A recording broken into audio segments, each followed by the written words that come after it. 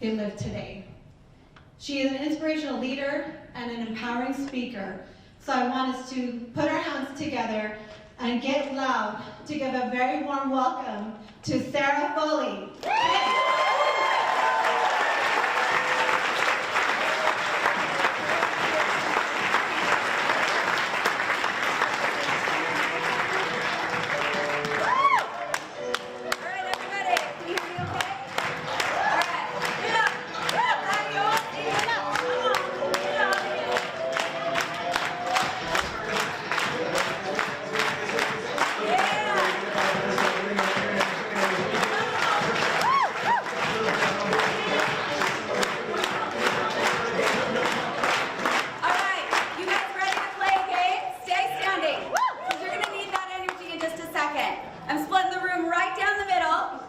You guys competitive? Oh, yeah. Are you going to kick their butt? Yeah. Are you guys going to kick their butt? Yeah. Who's going to win today? Which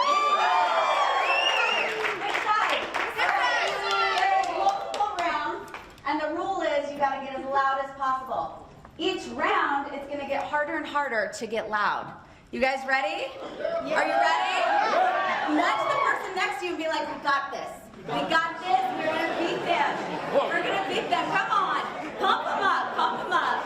All right, let's start that song over at a little bit like medium volume. All right, and I want you guys to dance, to jump, to get loud. As soon as I point to your side, that's game on. This side, game on. You ready? You ready? All right. Use whatever you got. And this side.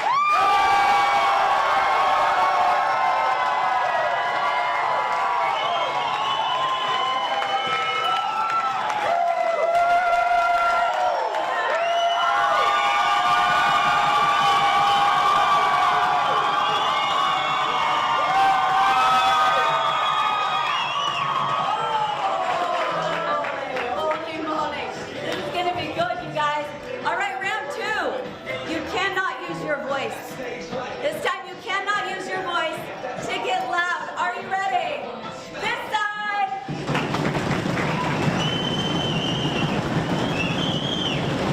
All right. This side.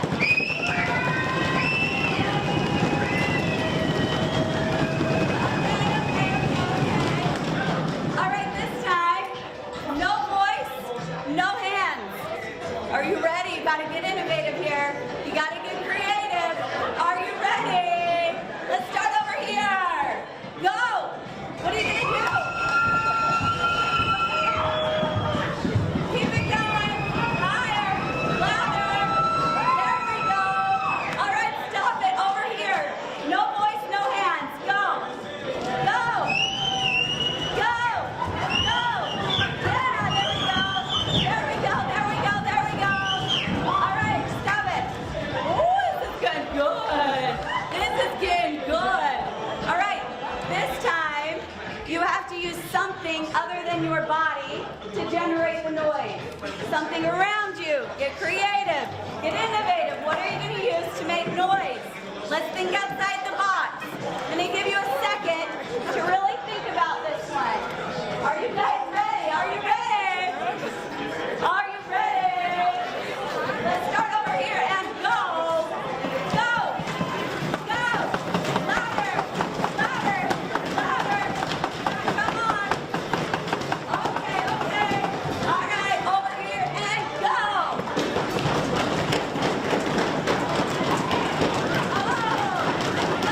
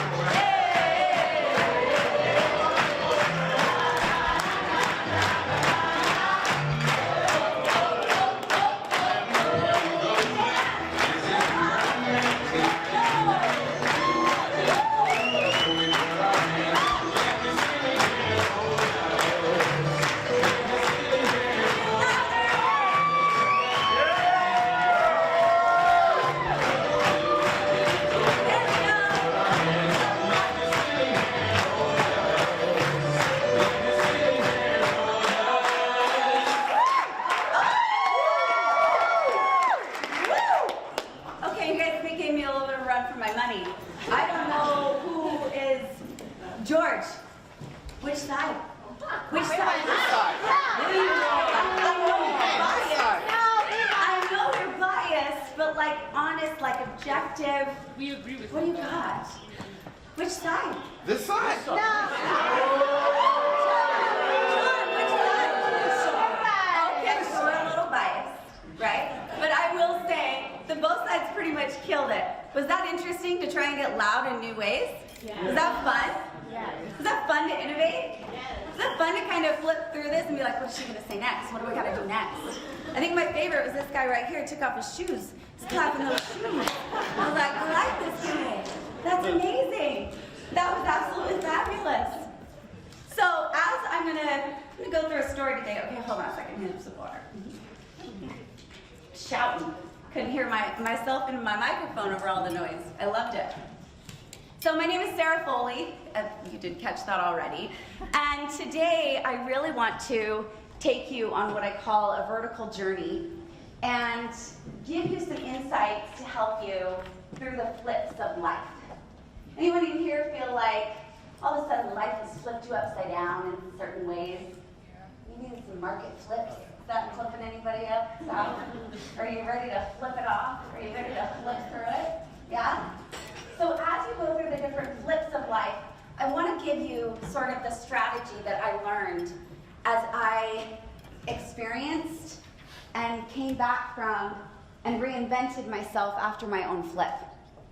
I'm going to move around a lot so you'll be able to see me. I know that I'm like right here eye level, but bear with me. So 4 years ago, I found myself flipping literally through the air. Like flipping through the air after this ATV had gone off the trail, hit a ditch, and started flipping. But I want to back up. Before I get to my flip, and while it's exciting, I feel like I really want to give you a pre-frame of what life was like before the flip. Life was perfect. I'm talking perfection. I had been dating this new guy, Sean, just a few months, about 6 months. And I was working at my dream job up in Park City. I was running the spa. I was the spa director.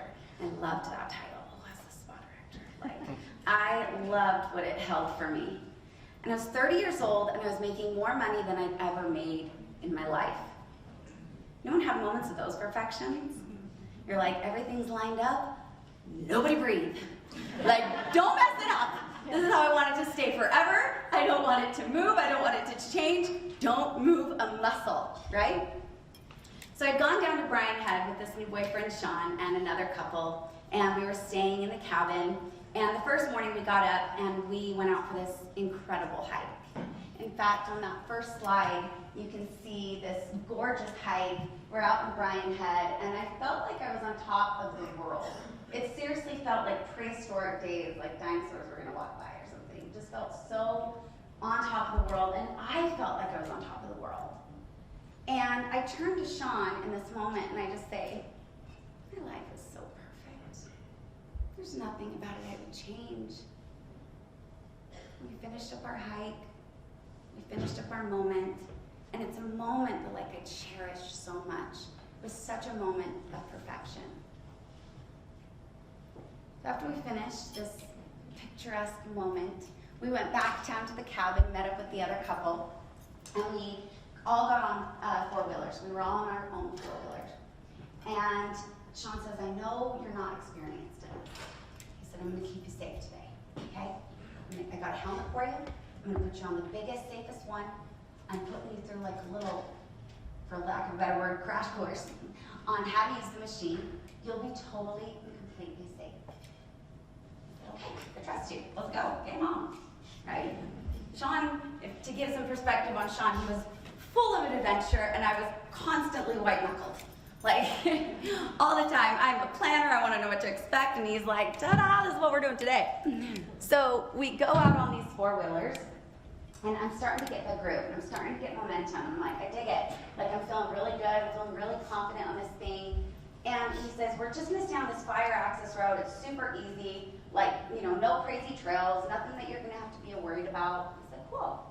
And at one point, this trail, this fire access road kind of went up and around a bend, Couldn't quite see what was on the other side, so Sean says, stay here, I'm gonna go make sure it's safe. So he goes on up ahead with the other guy, Jim, and I stay back with the other girlfriend. Don't remember her name, she obviously didn't stick around very long with Jim. So I stay back behind, and all of a sudden I see Jim up at the top, and he's waving me up, and me and the other girl up. Good, you're good, come on up. So I said, okay, I'm on four-wheeler, I'm ready to go.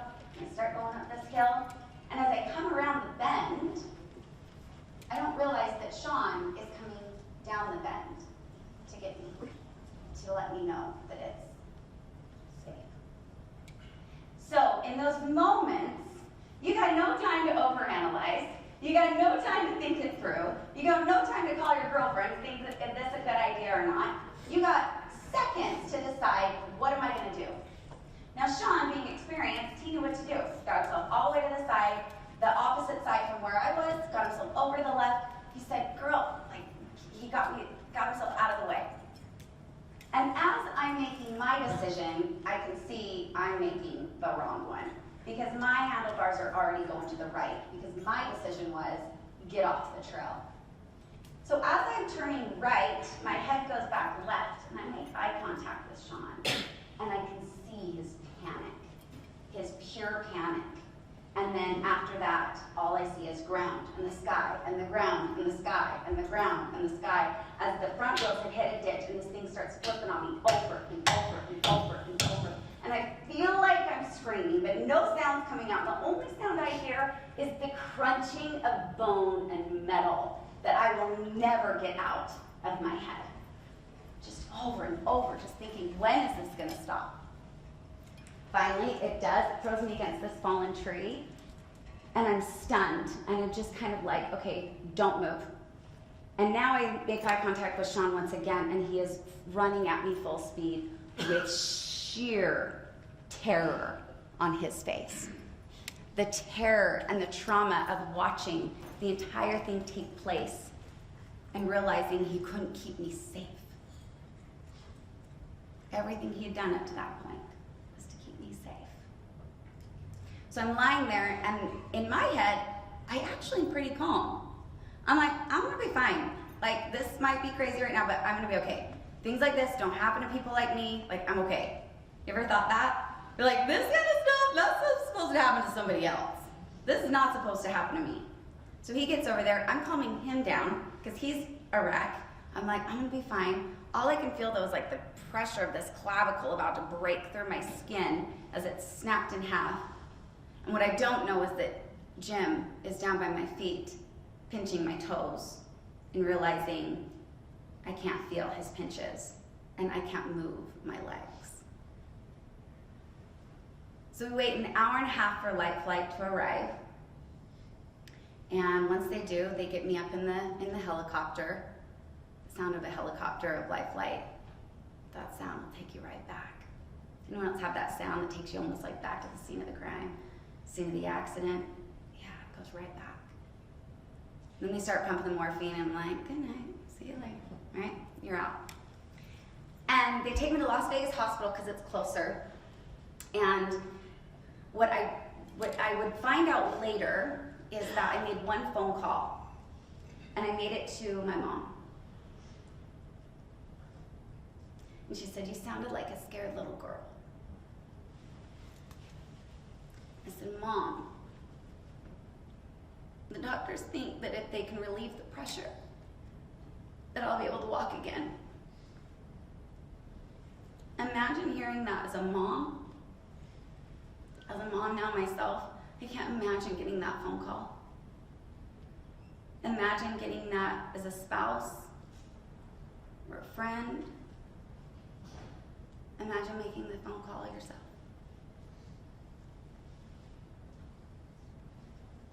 They go into surgery, and time continues to move forward. Time continues. Time doesn't stop for you to heal. Time doesn't stop for you to figure things out. Time continues. And so over the course of months, I'm in hospitals and rehabs and figuring out how to do everything all over again. I had to figure out how to put my shoes on all over again. I had to figure out how to go to the bathroom again. I had to figure out how to drive again. Got to go to driver's ed all over again at age 30, right? I got my hand controls, but I'm like, I refuse to drive in minivan. Like, that is where I draw the line. No. Which I still, to this day, have not driven a minivan. So there we go. I got convertibles, I got BMWs, like, that's my style. So, life continues to go on. But something really interesting happens. That I, in my head, had a pretty ugly view about what life with a disability was supposed to look like. Think right now, when you think of a person with disabilities, do they look like this? Okay? Because they didn't for me. I call them all the uns of life, were these beliefs that I had. Unhappy, unhealthy, unemployed, unsuccessful, unattractive.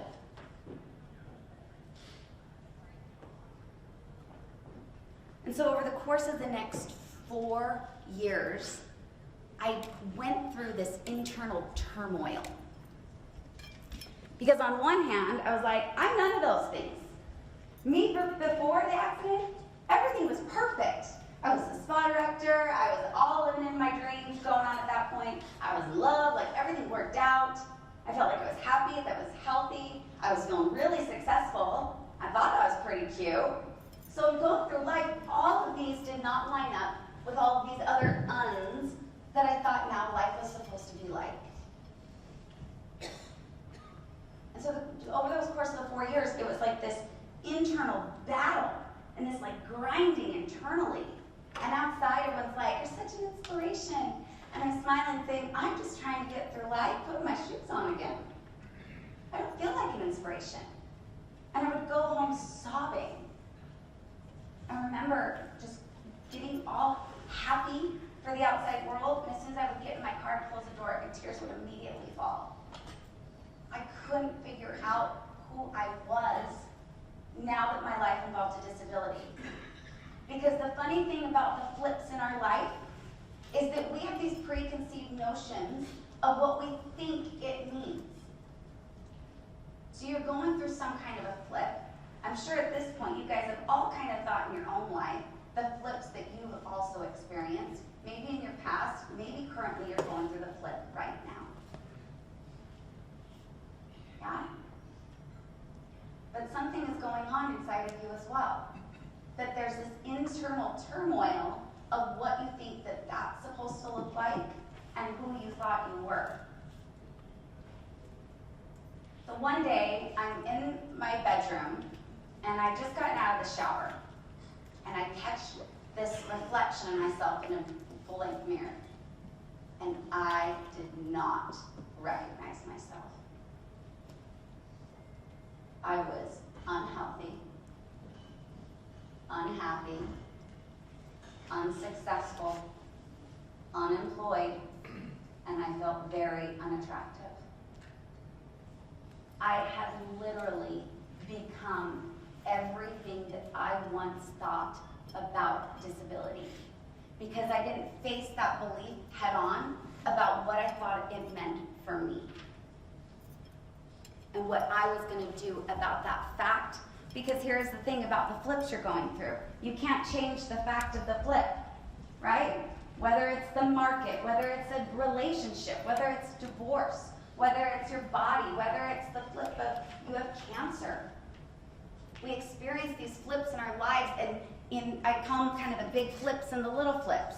You got little flips of fender benders and minor breakups, and your dog has to go to the vet.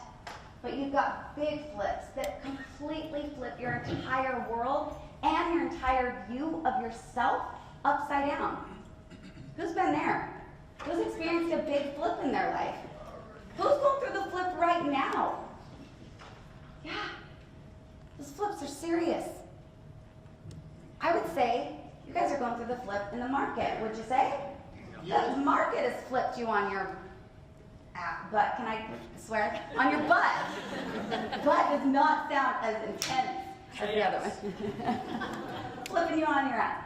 Okay, so when you flip it upside, it's flipping everything upside down. It's flipping your income, it's flipping your mindset, it's flipping your view about yourself. 'Cause you're like, I thought I was on fire, but now this, I don't know what I am anymore. Yeah? You guys with me? Yeah. Okay. Okay then. So I'm going to take you through how I went from all of my uns to completely redefining disability for myself, for everyone that knows me, and I consider the world. You guys ready for that? Yeah. You want to redefine that flip on your terms? Yeah. Okay. So first step is your mirror moment. Right? This is your mirror moment. This is your awareness. This is where you get really honest of what beliefs are ruling my life. And to do this, I'm going to take you through a little bit of an exercise. So grab a piece of paper. If you don't have a piece of paper, what's wrong with you? What do you think you don't take that? Come on. Get it from your neighbor. Okay, and I want you to go horizontal. And then you're going to put a line right down the middle. Right down the middle. And I would do it horizontal, and I would actually rip it out of your notebook.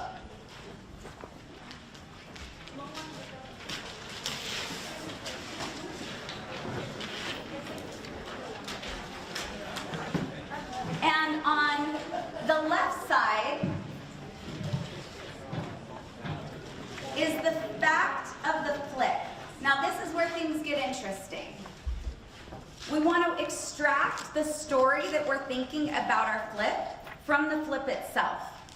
You guys get me? So if I put on the left side, let's just say someone's going through a divorce and they put, I'm going through a horrible divorce. Horrible would have to be X'd out because that's not a fact. That's her perception or his perception. Okay? So it'd have to be, I'm going through a divorce. Very simplified, very, very like cut and dry. No one can argue the other side of it. Yeah? That makes sense? So I want you to extract that. So let me hear it from you guys. What are some of the facts or the flips that you are going through? Participation's key, guys. Come on. Market change. Market change. The market has changed. That is a fact. Would everyone agree? Yes. Okay. What other facts and flips? Inflation rates are rising. We have inflation. Interest rates are rising. Yeah? What do we got over here? I said banks closing. Banks are closing. So that one I want you to strip away a little bit more because not all banks are closing.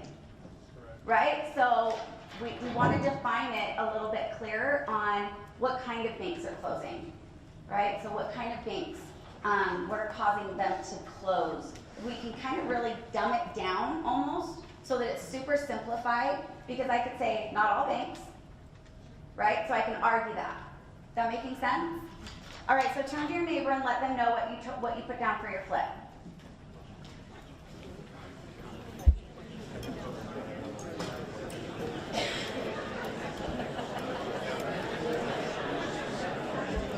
And if you can argue with your partner, argue with them.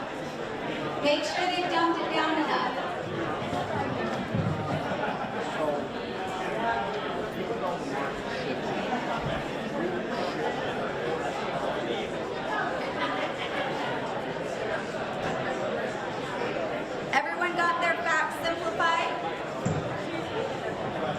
Got them really simplified? Yeah? All right. All right, bring it back. Could anyone argue with your partner to help them simplify a little bit more? She wanted to? I wanted to. Can he dumb it down a little bit more? Yeah. Okay, so get it simplified. So what's your fact? The fact that fear of agents and what the market's doing. Say that one more time. Fear of agents and the way they're acting in the market. But it's not all agents. No, that's true. So that's where we want to That's decipher. what it takes. Yep, exactly. So how do you want to define that for which agents, or how do you want to make it so that it's a really streamlined fact so I can't argue anyway? Well, shape, or form? just the fact that what we do at Everest to elevate the agent to a better place is the remedy behind it. So you can argue because it's just a market. It's how we adjust to what's going on. Right, so he's saying it depends on who you're with, and obviously here with Everest, you guys are adjusting. It's what we do. It's what you do. So when you said that there's a fear of agents, listen up guys, you're gonna want this. When you say that there's a fear of agents, I would find a way to get the fact of that a little bit more clear. Because it's not all agents. Nope, it's right? not at all. And so how would you define the ones that are in fear? I think they're not really looking at the opportunity that's existing. So pessimistic agents Very pessimistic. are in fear. It's just how they relate to what's going on in the news, in the papers, clientele being fearful and what they're going to do with it, without question. So there is a tendency of fear within agents in the For market. sure. Okay, so there we go. So we've got a tendency. Make sense? Yep. All right, so everyone good with your fact? Now, obviously this is a flip that has slowed you down in some way, shape, or form, or you would not have written it down. So on that right side, I want you to kind of go on a rant of every limiting belief that you have. Now, all of my optimistic, I got my mindset into you, Rick, get out, like I want you to really go negative on this one. Anything, I know he's gonna like rebuttal in every positive way form, and I love it. I love it, but I want you to think of every limiting belief that you have, right? So agents are full of fear, banks are closing, because it's not all agents and it's not all banks. But when you think that in your head, banks are closing and agents are totally full of fear and it's a really stressful time, these are all limiting views and someone can rebuttal them. But if you have that, I call it like your whack-a-mole. As soon as you start to get momentum, that limiting belief comes in and goes, well, bam, and whack-a-moles you on the head and takes you right back down where you started. Okay, so that's where the inner turmoil is coming in. So we've got a fact on the left side that we're literally stripping away from the story. And this is great because you can do this with anything. You can do this with your kids. Say like, what's the fact? What really, really happened? Take your perception out of it, and now let's look at it. So that's what I started to do. I started to realize that I had a story in my head about what disability meant, and I was becoming that story. So if I could take the story out of it and say, I've got a disability, what am I going to do with this? But first, I had to get really aware, that mirror moment, of everything limiting that I had in my head that was preventing me from moving forward. So on your right side, I want you to go through and kind of go on a bit of a rant. Everything that is preventing you from moving forward through this flip, whether it's something you heard from somebody else, whether it's just kind of something that nags you in the back of your mind, whether it's something that like you're telling yourself every day, like the market sucks, the market sucks, the market sucks, the market sucks. Right? Like, what are you saying to yourself on a regular basis? And this could also kind of filter out into other areas of your life, right? I'm not healthy enough to do this, right? Like people aren't taking me serious because I'm not taking me serious.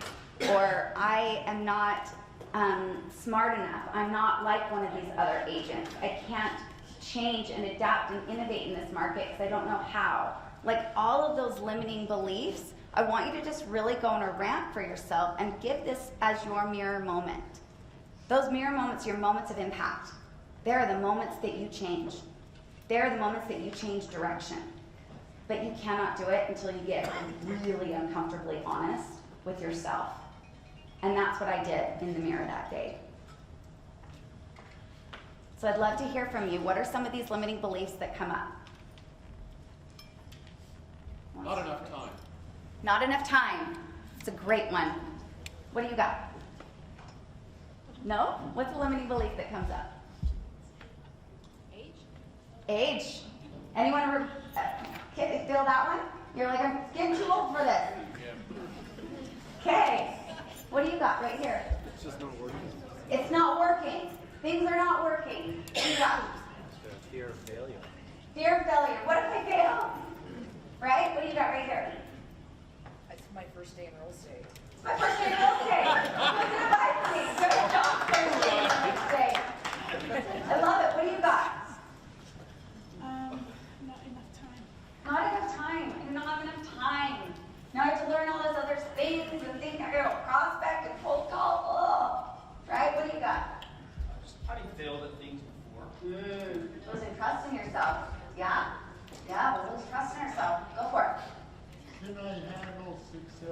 Can I really, oh my gosh, who feels that one? Can I really handle it if it goes well? Oh, that scares me the most. Like, what if this goes right? Ooh, right? What do you got right here? The uncertainty. The uncertainty. Like, what is tomorrow going to be like? If today changed that much, what about tomorrow? Anyone feel that? What do you got right here? I'm a bad self-starter. Ah, yes, I'm a bad self-starter. I can't start things on my own. Anyone a perfectionist in here? Anyone that's like, will you just tell me what to do so I can do it perfectly? Right? Yeah, usually it's all the girls. We're like, just tell me what to do. What do you got right here? They took all mine. Well, what's another one? Or just share another one. We probably need to hear it again. I put on here that a lot of people say that homeownership's now no longer obtainable. Anyone feel that one? They think that it's now an impossible thing that you guys are trying to sell. Yeah. What about you? It's super simple, but I'm scared. I'm scared. It changes every day. I'm scared. Yeah, what do you got for you, Marissa? Oh my gosh. Sure, Marissa? Yeah, girl.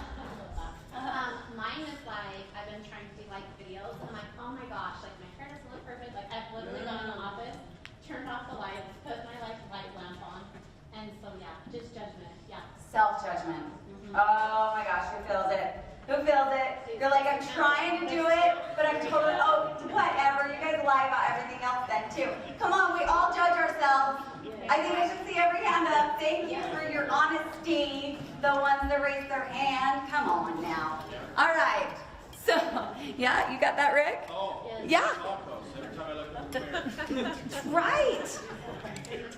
But the thing that was staring at me the most in that mirror moment was my health. It was my health. All I saw was, they call it the parabelly. As you become paralyzed, I don't have any function from my rib cage down. And so what happens is that your spine starts to shrink and you kind of get compressed and the belly has nowhere to go but out. So you start to look about 6 months pregnant. This is really bad when you're a guy. You're like, I don't have any excuse, right? So I saw my parabelly and I was like, we gotta start there. Like, first and foremost, I do not feel good in my skin. I do not feel like I have the energy to even do any of the other goals. I gotta start there. But I feel really stupid going to the gym. I hate all the eyes on me. I hate, feeling like I'm gonna do something wrong. So I got myself a trainer. And don't you love when fate puts you with like the exact thing that you really need? Oh, Yes. those are good moments, yeah. So I said, okay, I need a trainer. I'm at the desk, I'm like, ready to go, I need a trainer. He said, okay, there's one that's working right now, we'll go grab him. I said, okay. So he comes around the corner, and no joke, he is 6'8", 7.5, 8. This guy is massive. I'm like, what's up, what's up, what's up, what's up, what's up? Like, he's so tall. But he was previously, he had worked as a nurse. And I said, I got rules for you. And he's like, okay, what's happening? I said, I need you to kick my butt. I need you to get super creative. And I need you to help me not feel stupid in the gym. He said, game on, let's go. I said, okay, I'll see you next week. And I was like, yeah, that's what she left. I couldn't even stay that first day. But I signed up that day, and what happened was we met 4 times a week. And we were both babies in like the personal development world. We both were just like wide-eyed, bright-eyed, bushy-tailed. Like we were just kind of learning a little bit. And I was like, I know that like my words have power, and that's about it, And every time we'd get together and we would share what we learned that day, and like, oh, this podcast and this book, and this is what I'm learning, and can you believe this? And we just started to banter back and forth. Who you surround yourself with and those conversations you're having, you guys, that is literally step number 1. Like, get yourself some accountability, and you let them know, plain and simple, what your goals are up front. He said, what are your goals? I said, I know exactly what my goals are. I said, I want to be able to do 1 pull-up. I said, I want to be confident enough to wear a 2-piece bikini. And I wanted to see the dent. You know the dent in your arm? You got like the bicep and triangle. Yeah, I wanted the dent. I'd never had the dent. I'd never been able to do a pull-up before. And I was like, those are my rules. Those are my goals. So letting your people know what your goals are and get really specific. You say you want more money, challenge that person. Say, how much more money? Right? What exactly do you want to do? You get super specific with that goal, and you get super specific with what you need help with, and that is where you're gonna be able to build those relationships. But you start having the right conversations with the right kinds of people, like you are who you surround yourself with. So we had these amazing conversations, had this awareness that was happening, and then slowly I started to understand this new ability I had. Because I started to redefine my body, I started to redefine my confidence, started to redefine how I showed up, the energy that I had, and something hit me. As I was going through the gym, I always had eyes on me, no matter what. People are curious, how's she gonna do that work? What's she doing over there now? How's she doing that pull-up? What's happening? What are they doing today? Like, eyes were always on me because we always gravitate to what's different. You know what I mean? Just talking to Sam today, he's got the bow tie, and I'm like, we always gravitate to what's different. I'm like, I love the bow tie, right? So that was something that stood out. And before I started to really pour into myself, I'd be like, don't look at me. I would hate it, like, get your eyes off me. I don't want to have any attention. I don't want to be seen. And it was because I still saw my limitation. I didn't see it as a gift. When you flip that fact into being a gift, your entire world opens up. And I thought, if I've got everyone's eyes on me, I got their attention. I got a stage. I could say whatever I want. I could redefine disability. Like, I could be the face of, like, the cool disability, right? And so I started to have these habits of reinvention. Write that down, you guys. What are your habits of reinvention? How are you reinventing yourself on a regular basis?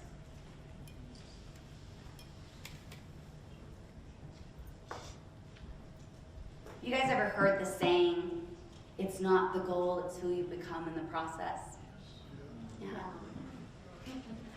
People don't talk about the becoming part enough. Because we get really high on the motivation of, oh yeah, I'm becoming this like amazing person, right? But it's the becoming where it's gritty. It's the becoming where you've got to dig deep. It's the becoming where you get stripped away from everything you once knew and you have to start filling in the gaps yourself. It's the becoming that's uncomfortable. It's the becoming that you have to learn something new that you never thought you were going to have to learn again. It was the becoming when I had to learn how to put my shoes back on my feet. It's the uncomfortable part that no one wants to pour their energy into because we start to self-criticize that we should already be where we want to go. That sound familiar? So I realized that I had to become someone different. I had to think differently. I had to show up differently in order to become this next level version of myself. And so underneath your fact, on the left-hand side, make kind of a line under the fact, and think about, who do I really have to become in order to make that fact work for me? If that fact was placed literally in my life on purpose for a purpose, who would I have to become? What would I have to learn? Or what would I have to double down on? What things do I already know that I gotta double down on? What things do I need to invest in? What things do I need to learn? Who do I need to be around? This is what I call the ability section. So first is that awareness, and second is your ability. This is the becoming, you guys.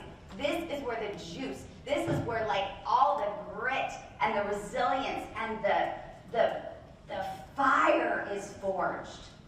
When you have to dig down into a part of you that you didn't even know existed, that's pure fire. In fact, I call it gold. As Ruby said, there was a book that I got to be part of. It's called Your Second Act, chapter 9, all about vertical blonde, okay? And I got to have this really great conversation with Patricia Heaton. And she said, you know what you are? I said, what? She said, you're Kintsugi. I was like, okay, I'll be Kintsugi. What's Kintsugi? What's happening? She said, Kintsugi is this beautiful Japanese art form. And what they believe is that if a plate breaks, if a bowl breaks, that the break is celebrated as part of its history. And so they don't toss out the bowl, they don't toss out the plate. They literally get this special glue that is gold. And they glue it back together with this golden glue. She said, you are Kintsugi. You know how to fill your cracks with gold. That is the becoming, my friends. If you can figure out how to become that person, figure out those abilities that you are shying away from because you have this other belief that is guiding you before you even get to those new abilities, you become golden. You become gold in the market. You become gold in your life. But you have to learn how to use your facts to your advantage. And you can't do that until you expel the old story and then you create a new one based on how you show up. And the only thing that debunks those old beliefs, anyone have a guess? Action. Aligned action is the only way to then take the whack-a-mole thing back in your own hands. You say, I'm not doing it anymore. I'm smashing the old story. It's not smashing me anymore. And it takes step by step. But it starts with those habits of reinvention. Habits of reinvention. Think about that in your own life. If you don't know where to start with your physical health. Because if you don't have the energy to get through your day, you think you got the energy to fulfill your dreams? You're gonna want to take a nap. And I know this room, they don't nap. They don't nap. Yeah? I get that sense. So underneath that fact is all these new abilities. What are some of these new abilities that you either need to get better at or learn? What are these actions? I wrote down a few of myself, but I didn't get the participation I wanted. What do we got? Name of the game, participation. What? Schedule. Participation, schedule. Yeah. Making a schedule. Sticking to the schedule. I love that. Amen to that. High five, Rick. What else we got? Commitment. And what does that look like? A schedule, yeah. Having accountability. Getting that accountability partner, saying, dude, keep me accountable to my goals. Like, hold me there. Hold me at a higher standard than I hold myself, and I'll do the same for you. That's what my trainer was to me. And after a time, guess what happened? I had this drastic transformation in my body to the point that I got flooded with messages from girls in wheelchairs saying, how the heck did you do it? And Jake and I, my trainer, started a business together, helping hundreds of women transform their bodies and their happiness, called Disability Icon Transformation. You never know what to do.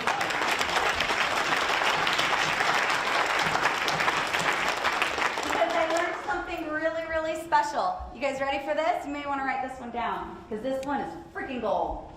What you think is in the way is the way. What you think is limiting you is literally the becoming process of you debunking it. It is there for you. You think it is in the way, but it is just step number one. Because all of those beliefs you have, they're just opinions. Someone tells me that the market's down 50%. I say, you're telling me we still have a chance? Yeah? Okay then, let's get that other 50%. What else? Here's my list. getting physically healthy with vitality, so working out. I will say that the best way to start a workout or program or getting better at one is to say that I'm working out because I love my body.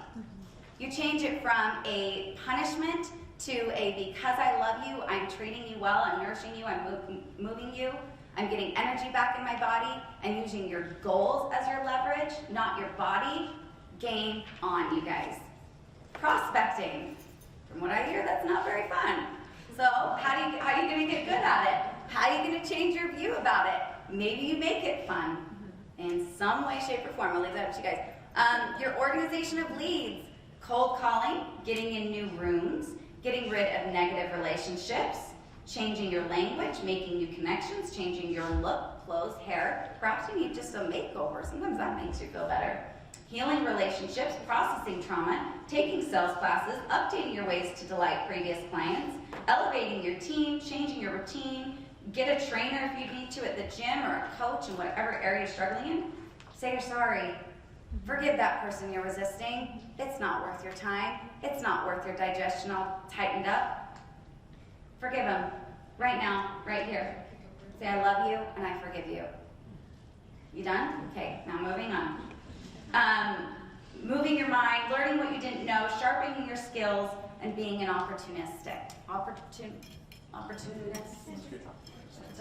person. Being happy and joyful no matter what. Okay. Mindset. What else? Mindset. Meditation.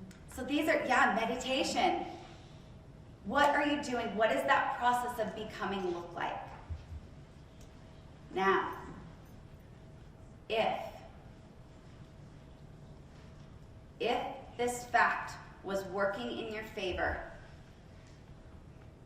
and you were able to fulfill all of these things, all of these new abilities at your highest peak, what would be your new beliefs about the fact? Turn your paper over and put it on the back half of where the fact is.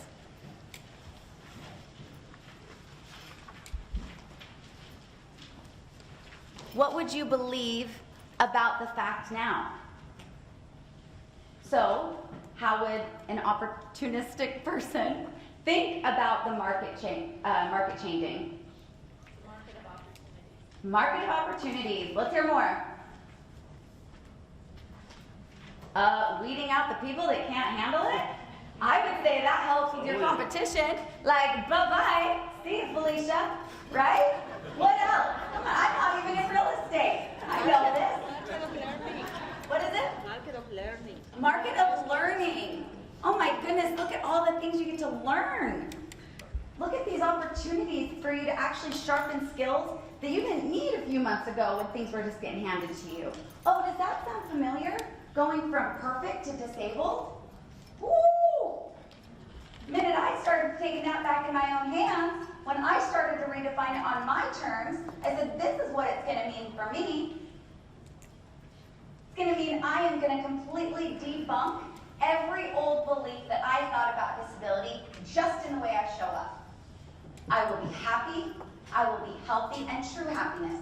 I'm not just putting on a fake smile. I've got happiness in my soul. You know that kind of happiness, yeah? Happiness that you're just like, ooh, I love today. What's today bringing? Health. Health is a choice regardless of the state of your body. It is a choice. Successful. And I didn't go from unemployed to employed. I went from unemployed to self-employed. That's good. Right? I was going to say it's an exciting time. Yes. Because if we've allowed the material world to focus and make us who we are, then we need to check that.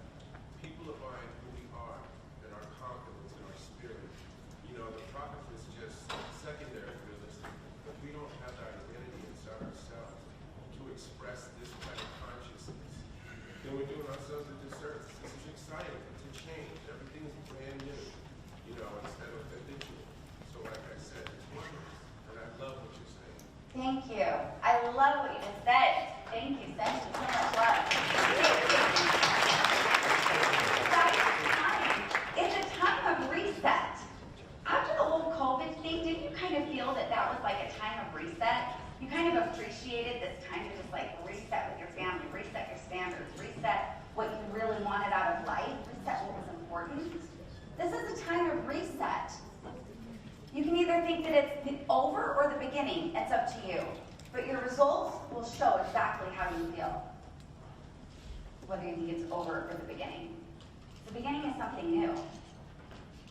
And he hit on something really interesting of thereby who you are. So if you don't love who you are, you think you're going to sell yourself on that? You got to get in touch with yourself. You got to love yourself. You got to really appreciate and respect yourself due to what you've done to become this version of yourself. So here's where we get really fun. As I was going through with my trainer, we came up and we were doing all this kind of mindset work and business development, personal development, all this stuff while we were working out. And I started a little blog. And this blog, I wanted to just share inspiring stories of things that had happened and how life was really opening up. And I knew that my words had power. And I really, really wanted to name it something that was going to empower me. And I came up with Vertical Blonde. And Vertical Blonde means so much to me. It means that like my higher self, my vertical self, always knows what's best. Tapping into myself and trusting myself again was key. Trusting myself, not these beliefs about what I thought about my circumstances. Because here's the thing, we will never outperform or even the dog agrees, we will not outperform or outlive our current beliefs about ourselves or our situation. I'll say it again, we will never outperform or outlive our current beliefs about ourselves or our situation. You will not perform in this business higher than what you believe about yourself. So that's where you start. You build trust within yourself. But the funny thing happened when I started calling my blog Vertical Blonde. I started kind of calling myself Vertical Blonde. And I noticed that when I tapped into this version of myself, it was like I had already become everything I wanted. And I do this little thing to kind of like call her in, and it's just a simple shoulder roll. No one really knows what I'm doing. But it's like, I need you right now. I need that extra ump. I'm limiting myself, or I'm doubting myself. And then over time, that line sort of blurred of like, who's Sarah and who's Vertical Blonde, right? It's a version of myself. It's not some alter ego. It's not something outside of me. It's not Clark Kent versus Superman. It's a part of me. It's a part of me that's always been there, but it needed permission to come out.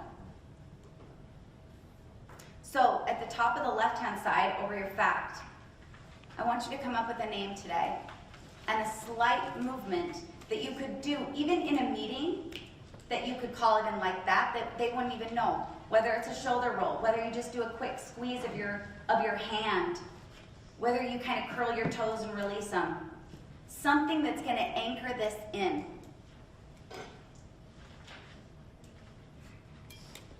But the biggest part is separating ourselves from that old story. Of realizing that it is in our hands to redefine our circumstances and reinvent ourselves as life flips us upside down. Because I've noticed that 3 things happen when people endure a flip. 1, they die slowly. They just keep going down. 2, they start to live as comfortably as they can because they don't want another flip in their life. They don't pursue dreams. They don't pursue hopes. They just get comfortable. And of course, there's a 3rd. And the 3rd is that they completely reinvent themselves. This is your time for reinvention. This is not a time to die slowly. Please don't die slowly. Please do not get comfortable. Use it as a time of reinvention. So what we're going to do is we're actually going to tear this in half. So if you want to fold it first so you get a really nice tear, because I want you to be able to hold on to these pieces. kind of fold them, put the nails down the side. If you didn't follow directions, so you're probably having a hard time of how to fold your paper. Just saying. They're like, I don't know, I wrote it all over. Well, I told you left, right. Isabel. All right, go and rip those two papers in half. I'm calling you out. Rip those two sheets in half. It's okay, it's on number 2 and come out slowly. Now, the old belief. First of all, I want you to put the one with the fact and I call it your iconic identity. Put that down next to you. The one with the old belief. I want everyone to stand up. No, this isn't it. This isn't it. I want you to start crumbling this paper. I want you to get it as small as possible. Crumble up that old belief. You need to roll it around in your hands. Get it super, super, super tiny. Get it really, really small. There we go. Today you are releasing this old story. But first, I want you to take a look at it in your hand. It's tiny. It cannot hurt you unless you allow it to hurt you. You have the power literally in your hands. You got me? You've got it in your hands to say, F this, these are not serving me anymore. So, turn that music up. On the count of 3, I want you to throw it in the air. Louder. Ready? 3, 2, and 1. Now celebrate. Celebrate it.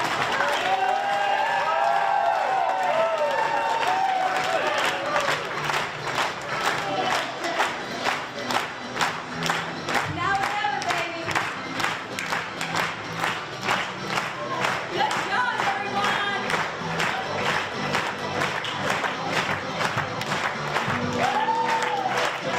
I'm Sarah Foley. Thank you for this beautiful opportunity. Please let me know your stories of reinvention. As time goes on, you can find me Vertical One in every format at verticalone.com, Vertical One on Instagram. Please come tell me your stories of reinvention. Thank you so much.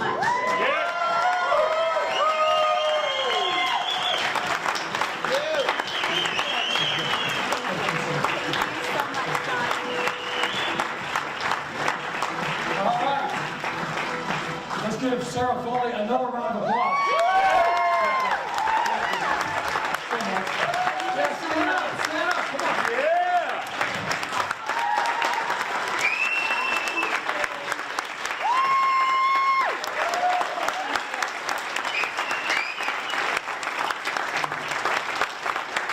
Awesome. All right, have a seat. All right, good afternoon. Okay, they just won, by the way, that side of here. Good afternoon. All right. It has been almost 2 years since I've been standing here on this supposed, I guess, stage doing this, so I'm so excited to be here. It's like a family reunion. But the family's got a lot bigger. You Mormons got really busy. Holy cow. And I got out of my car, and George looked at me and he said, "And the jeans?" I said, "Yeah, well, I had a choice. I could either bring the sunshine or my jeans with me, and the sunshine wouldn't fit in the suitcase, so you got the jeans." All right. So I've got just a little bit of time here. So let me, if I could, can we turn down the volume just a little bit? Because I feel like I'm whispering. And it's really loud. So I'm going to read this quote to you. I just want you to listen to it. And then after you listen to it, you can write it down. Your commitments can develop you or destroy you, but either way, they will define you. Now, just listen to that. Your commitments can develop you or destroy you, but either way, they will define you. I'll repeat that again so you can write that down. Your commitments can develop you or destroy you, but either way, they will define you. Now, that was said by Rick Warren, who wrote Purpose-Driven Life, one of my favorite books. If you haven't read it, I would suggest you read it. But I want to challenge you for just a second. And those of you who I posed this question to earlier today, please don't answer it yet. If the crowd can't come up with the answer, then of course shout it out. But I want you to just interpret what he's saying there. Your commitments can either develop you or destroy you, but either way they will define you. What is he talking about there? Okay, habits. I heard the word habits. Come on, think about it. They can either develop you or destroy you, but either way, they're going to define who you are. The point is what? Okay, yes, ultimately, we have the ability to commit to both good things and what? Bad things. Think about that. He's saying that you have volition, you have choice, free will. You have the ability every single day to choose to either adhere to good things or bad things. And Sarah just spent 45 minutes to an amazing hour talking about that. She had a choice, how she was going to interpret what happened to her. We have the ability to commit to good things or bad things. And every single day, we are presented with that opportunity. Yes or yes? Yes. So, several years ago, it was probably about 4 years after my first trip to New York. I'm standing in New York, and those of you who know me know that New York is my favorite city. Salt Lake's number 2. But I'm in New York, and I'm standing, I don't know what street, a city that has 5,800 buildings. Think about that. Salt Lake's probably got about 16 that are worth mentioning. And those buildings in Salt Lake City are the miniature ones in New York City. There are 5,800 buildings in New York City that they would call skyscrapers. They're huge. And I'm standing there in awe, this kid from Orangeville, Utah, looking at all these buildings, just an absolute amazement. And there was a guy next to me, and I looked at him and I said, I don't know who he is. I just looked at some stranger, because he's looking around too. Obviously, he was a guy visiting. And I said, when you look at these buildings, what do you see? And he looked at me, Rob, like I'd lost my mind, like, what do you mean, what do I see? And I repeated the question. I said, when you see these buildings, you look at them, what do you see? And he said, I don't know. I mean, I see steel and glass and concrete. And I looked at him, and apparently he realized that I wasn't very impressed with his answer. He said, well, what do you see? And I said, thank you for asking. I said, what I see is hard work. I see dreams. I see disappointment. I see progress. I see commitment. And he paused for a second, and he looked at me, and then he looked at the building, and he said, I never looked at it that way. And I said, well, neither had I until I was standing here looking at it. And I had it was probably the day before. Every time I go to New York, my first trip to New York was with George, and we went to Rockefeller Center. How many of you have ever been to New York City, first of all? Raise your hand. Is it not an amazing city? Say yes. Right? If you've never been to Rockefeller Center, you need to go. Rockefeller Center is the place where they put up the tree, the iconic New York tree, right? Christmas tree. It's where the iconic ice skating rink is at Rockefeller Center. Well, this amazing place called Rockefeller Center almost wasn't. And I want to share this story with you, because it really speaks to this idea of commitment, because we have the ability to commit to things that are both good and what? Bad. So John D. Rockefeller Jr. inherited a massive fortune from his father, John Rockefeller Sr. He was the only son of John Rockefeller and took control of this massive empire. And in the 1920s, those of you who know enough about history or maybe heard this phrase, they called the 1920s the Roaring what? 20s. The Roaring 20s. You know that. I've seen millennials answer that question. Here's why, because it was such an important decade. There was more wealth that had been created, and the experience of the average person had never been so improved in such a short period of time. Henry Ford had created the Model T and then the A. The average person now is able to buy a car and not just travel from county to county or city to city. They could buy a car and move from New York City to California and start a new life. It increased the mobility of people. It brought around the advent of highways and freeways. It was an amazing decade. They call it the Roaring what? 20s. There had never been a civilization that had created so much wealth and had that wealth distributed to so many people at so many levels of socioeconomic status. But guess what happened in 1929? What happened? It crashed. It collapsed. And it was the advent of what? The Great what? The Great Depression. Well, see, John D. Rockefeller Jr. had this grand plan in the 1920s that he was going to build what was called, not at the time, but what is now known as what? Rockefeller Center. 22 acres in Midtown Manhattan. If not now, the most expensive real estate in the world, certainly in the top 3 if you compare it to San Francisco and maybe say Tokyo. But expensive real estate. 22 acres. Multiple blocks within Midtown Manhattan, New York.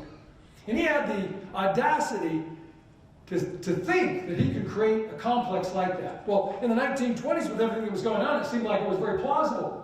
But on that fateful day, in October of 1929, the stock market crashed. And that day saw multiple people jump out of those very skyscrapers that he was intending to build next to because they had lost their entire net worths. Think about that. What is interesting is, over the course of the next 2 years, the stock market, the New York Stock Exchange, lost 89% of its value in 2 years. 89%. That means if you had invested $10,000, which was a lot of money back then, into the stock market, in 2 years it was worth how much? $1,100. Mr. Snyder said, sounds familiar. Anybody relate to that? Right? Well, scary, right? So, you sound like Peter of a family. So, here he is. He's at this fateful moment, this kind of a defining moment. He can decide to go forward with this project, 14 buildings at the time, on 22 acres approximately. He had all these banks and financiers lined up. The New York Met had agreed that they were going to be part of it. It's where they would have their concerts and so forth. Banks and financiers lined up with the opportunity because things were great. Well, when the stock market crashed, guess what every one of them did? They ran for the exits. They ran for the exits. They disappeared. So he had to decide whether he was going to abandon the project or if he was going to move forward. Now, of course, we know the answer, don't we? Those who have been to New York and to Rockefeller Center. We see that his dream came to fruition. He had a choice to protect what he had or to put it all on the line. And he decided to put all on the line.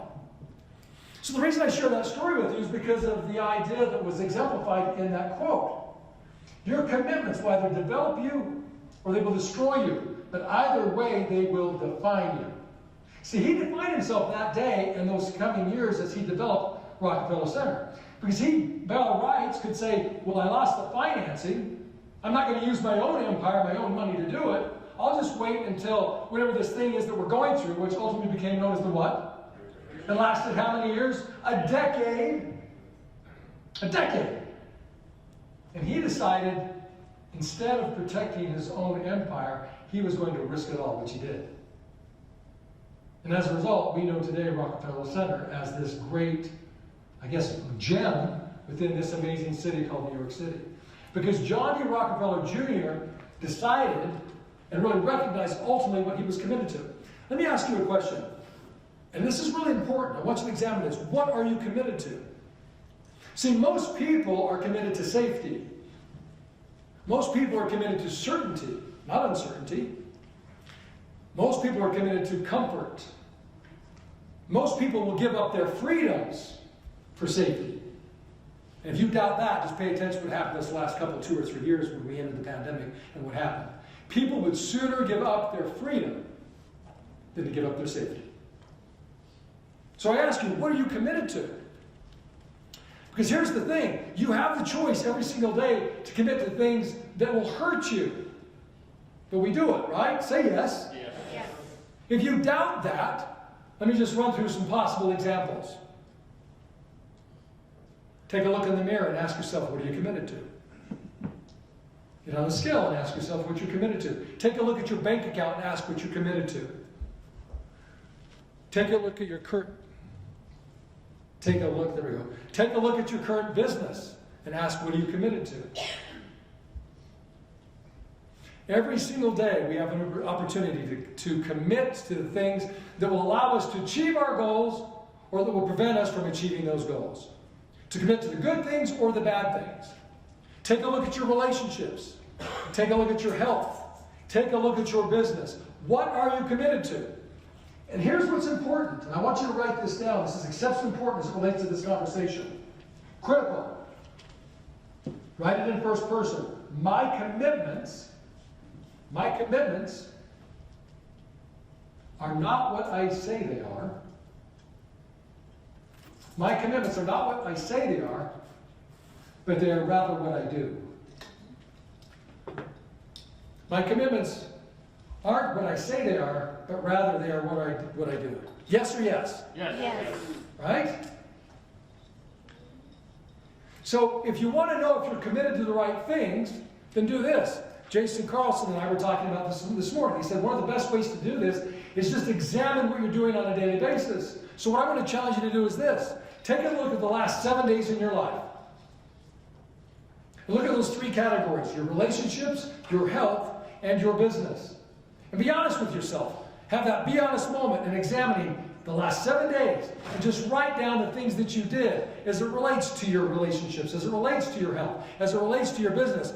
And then ask yourself this question. Do those things that I have written down that I have done over the last 7 days, do those things exemplify the standards that I say that I adhere to? Are those my commitments that I say I'm committed to? Or are those the things that are exactly the opposite of what it is that I know on a logical level that I would have to do in order to achieve the life that I want? It's a very interesting question. But see, the thing is, much to your point, Sarah, is that we have to be honest with ourselves. See, it's not a very easy conversation to really confront ourselves and say, is my lack of the amount of money that I want in my bank account the result of the commitments that I really actually have, not the ones that I say that I have? Or my physical health, or the relationships that I have? Because here's what I know. And gang, I share this story with you because it's a story that I relate to. It's a principle that I relate to. Whenever I share with you, it's because at some point in my life, and maybe currently in any one of those 3 areas, I realize that the things that I say that I am committed to are not really the things that I am committed to. So as we are examining what's happening currently in the economy, in the market, and in our world, politically and socially, we have a choice. We can focus on all the things that we don't control and just simply say, well, I guess I'll have to wait until things get what? Better. Or I can examine instead what I say that I want, what commitments I have to have in order to get that, and then make certain that those things are in what? Alignment. It is simply a choice. And here's what I know. Because Warren Buffett talks about this. He says the greatest opportunity is when there's blood in the streets. The greatest opportunity is when people are rushing for the exit. When people are being dictated by fear rather than being dictated by their passions. If you will identify and become connected with your passions and disassociate yourself from your fears, I promise you that over the next 12 months, you'll make more money than you ever have. I want to remind you, George and I started a company in the worst economic downturn since the Great Depression in 2009. And what you see here is a result of that and our commitment to believing that it was possible. And I'm here to tell you, we don't know what the next 12 months, 24 months, 36 months hold. But what I do know is this. If we adhere to the right commitments, if we stay focused on what it is that we say that we want, and we make certain that what we do on a daily basis is in alignment with what we say our commitments are, it is without question, it is guaranteed that you'll get whatever it is that you want. You'll live that life that you want. Because it is not written anywhere for any one of you that you can't have what you want. But you must follow the rules of success. And if you'll do that, I promise you, you'll have everything that you'll ever want in this life and more. And having said that, as usual, give these things some thought, and I'll see you at the top. George Morris.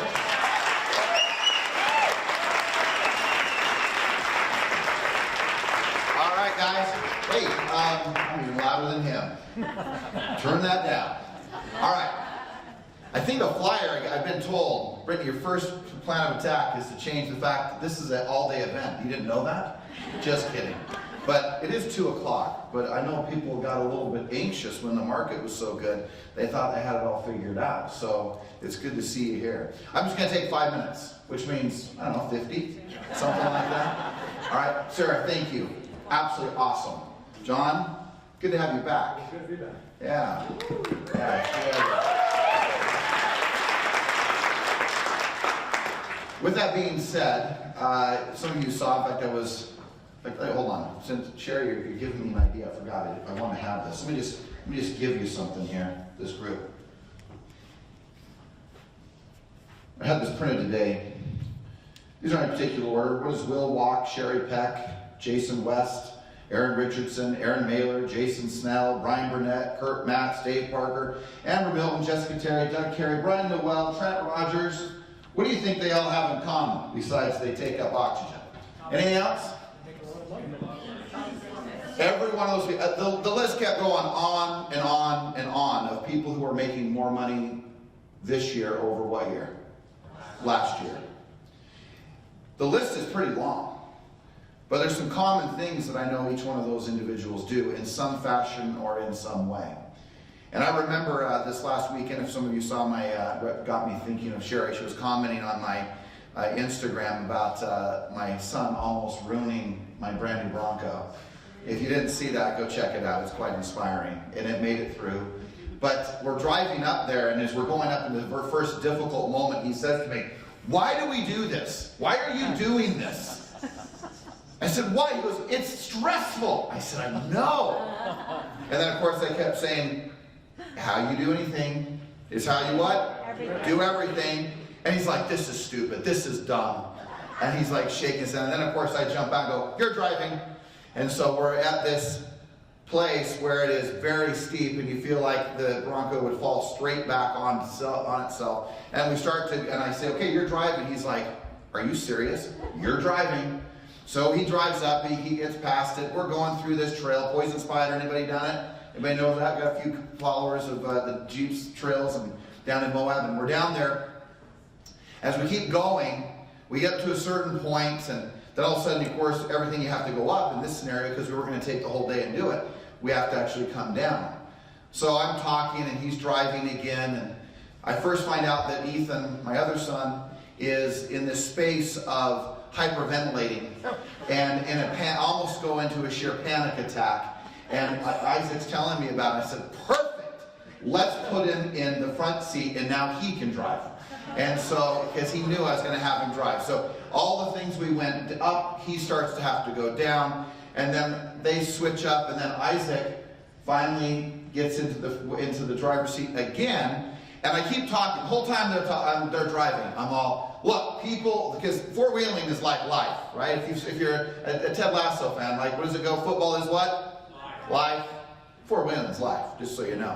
And I say that because what would happen is that Isaac would go up a little bit and stop. And then he'd roll back. And then, of course, me was like, "Go!" And he's like, "Well, what if it slips?" "So what? Go forward." And so he kept creeping forward, and then he gun it and stop. So when you think about life, you gun it, you like, "Okay, today I'm going to prospect." And then you're like, "Oh, well, it didn't work." Or maybe it did work, but then you don't keep gunning it, and you let off, and you let off of the pedal. And so this whole time was this argument of push, go, stop, go steady and slow. And there's times where you have to gun it if you go look at that little Instagram post. And all of a sudden, one time, I say something, probably yelling at some level, up a few decibels, and he screams back and says these words: "Life is not always a life lesson." It's not always a lesson. And I'm like, "Oh, yes, it is." You know? And I'm sitting there thinking, yes, it is a lesson. Because if you're pulling back, paralyzed, running from your problems, and not engaging and fighting towards them, then there is a great lesson to be learned. And what I really actually appreciate, as funny as it may be in those moments, is that the one thing where he almost did crash is that in the most difficult moment, he gunned it. And if you look at the video, I don't have it, I should have it, but the whole entire right tire goes off into the air about, 2-3 feet, comes down, and I'm not exaggerating, this far from the wall. And he stops. And of course, Ethan, I can't believe that what I said didn't get caught on the video, but it didn't. That's the good part. Okay? But my point is that he gunned it in the most difficult moment. My statement to you is this. We got some, just listen to me. I hope you hear this loud and clear. There are some difficult moments ahead. And you may say, gosh, you're saying that. I am the guy who thinks that if the plane's going to go down, I will survive. You may die, but I will make it. I just want you to know that's how optimistic I am. And I mean that. My optimism is off the chart. But what I'm watching is some patterns that continue to happen in this business that people are oblivious to what is actually going on. So it's one thing to say, okay, I'm going to look at these numbers. I'm going to look at this market. Okay, it is what it is. It is what it is. Remind yourself that. It's not, in the words of Tony Robbins, who loves to say, it's not worse than it is, it's not better than it is. It just is. Now start writing down a vision of what you want it to look like, and then go make it so. And the challenge right now that I'm watching is so many people with really bad habits from the last couple of years, the most iconic, most unbelievable real estate market the world has ever seen. And somehow you thought maybe you had it figured out. We've never even had to consolidate, restructure. Not only have I seen that you haven't had to do that in teams, I haven't even had to do it in the company. It's always just grow, grow, grow, grow. And people always question, well, how do you know? How do you know? Because your job right now is to anticipate and to innovate. You need to innovate a new way of doing your business. Maybe it's more calls. Maybe it's more prospecting. Maybe it's more attendance. But you have to innovate. But if you anticipate what's happening, you will modify the path in which you work from. And if there's anything that the last 13 years has taught me, is that I have to anticipate and I have to innovate. And there will be all those people saying, you're not going to make it. What are you going to do when rates go up? I'm not talking company, I'm talking even individually. You're going to have those dialogues even in your head, like Sarah was talking about. What is the limiting beliefs? What is the story? What is the chatter that's going on inside of you? But I can promise you that if you will anticipate and you will not ignore the realities of what's going on, and you will innovate a new path, then you're going to be fine. So just two things. Number one, prospect. It's almost like a four-letter word. But you have to prospect. This is a business about talking with people. And somehow it has been really cool to turn this business into a retail business. That you just sit and wait for people to show up. But that's not reality today. If you don't get serious about the amount of prospecting you're doing, you are going to have you know what handed to you. Because that is what you are on the pathway doing if you do not prospect. Number two, which I'm thrilled that you are here, participate. Get serious about your schedule. Get serious about participating at a much higher level. Get serious about, stop listening to the noise going, well, I don't want to get up early. Get up early and be part of the fight. You can either paralyze and act like nothing's happening. You can either run from all your challenges and problems, or you can engage yourself in the way in which you participate in morning meetings, base camps, coaching, summits, and any other training that's available to you. Get serious about what's going on in today's marketplace. Do you realize that just the first 8 days of November, the market in Salt Lake County is down 47% in regards to home sales? I want you to pay attention to what's going on. So how are you going to innovate and anticipate your future? Some of you have thought that you didn't even realize you'd have to prospect again in your life.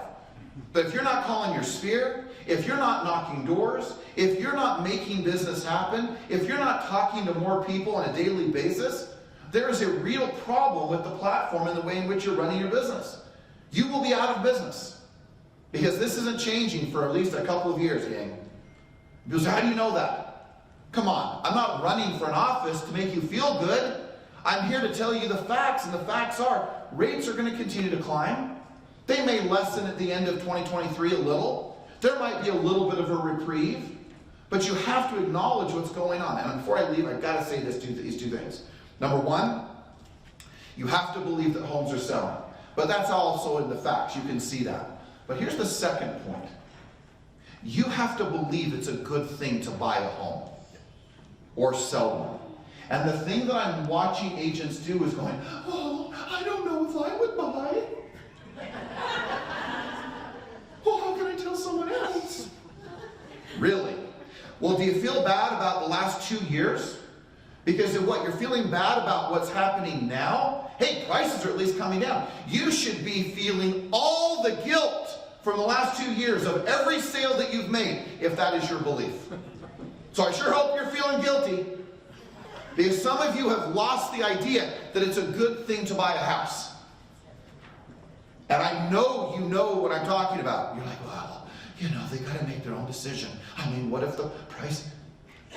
The most secure investment in the history of the world is buying real estate. If rates are high, there will be a moment to rates will go down and they will refinance. From the tax benefits to 2-1 buy-downs, 3-1 buy-downs, 5-1 arms, 7-1 arms, and every other platform you can buy a home from. Get out of the way of believing that people do not want home ownership. If people are going to live in a home longer than 5 to 7 years, it is a great decision. So stop being the reason why people aren't buying. Because people want to buy. But then you come in and cloud the decision with uncertainty because you may not believe it's a good thing today. But 5 years from now, 10 years from now, 20 years from now, they will look back and say, thank you. And here's the worst part. Because I've been through a number of bad markets. Like Aaron Richards and I, we almost started together. We've seen good markets and bad markets over these last 30 years. But here's what I know, is the real estate, I only wish I would have held on when I sold my first Ochre Shadows, 68,000, two-story split entry, and everybody said, no, the market's going to crash. And guess what it did? But that home today is worth $500,000. So stop getting so weird about whether it's good to sell or buy real estate. Tax reasons, depreciation, ownership, raising their family. Because here's the good news. You know what's 100%? I heard this from Mike Hancock. Do you know what's 100% interest? Rent. Think about that for a minute. 100% of your money is interest when it's rent. And here's the worst thing that happens. Someone buys a home, and it's not the right thing. And the great fear of America is that it's going to be a complete isolation or a complete movement like the UK to all of the people in it are either going to be renting a home or homeless. Because that's the reality.